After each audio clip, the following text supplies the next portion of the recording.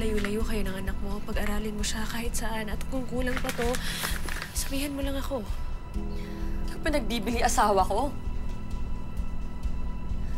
Nakakaawa ka, Ma'am Sandra.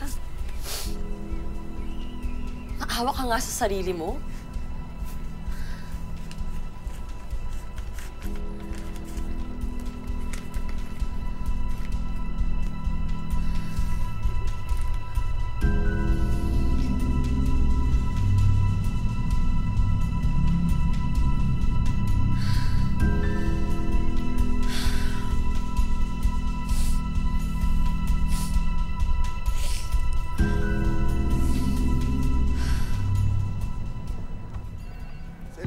Bawal kang pumasok dito.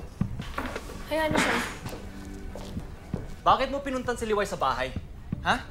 Anong gusto mo mangyari? Ito ba? Bastos! Kahit kailan, hindi ko hiniling na ibaba mo ang sarili mo para sa akin. Sinabi ko sa'yo, may asawa ako. Pero ayaw mo pa rin tumigil. Celio, mahal kita.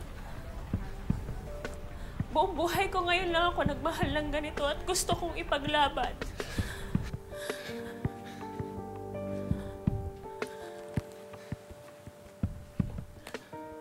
Eventually, mapapagod din ako. Mapapagod akong humabol. Mapapagod ako mag-antay, umasa. Isang araw, magigising na lang din ako sa katotohanan na sawa na akong ipagpilitan yung sarili ko sa taong may asawa na. Magsasawa din ako na maging option mo.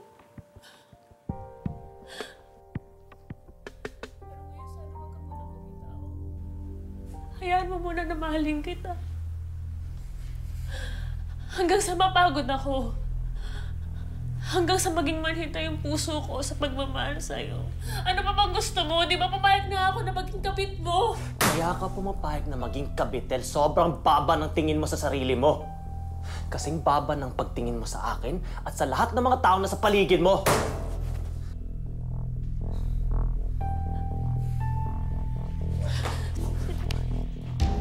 Ba! Tama na! Sandra! Tama na, Sandra! Mga hayop! Diba, anong ginagawa mo? Yung ginagawa mo dito, naayos ko na nga eh! Ano yung inaayos nyo? Kung magkano pera bibigyan nyo sa akin, parang iwan kami ng anak ko? Hindi! Ayos ko na, tama na! Hindi ka talaga eh, no? Habal ka ng habal sa tao, hindi ka naman aso. Higad ka kayo, gumapang!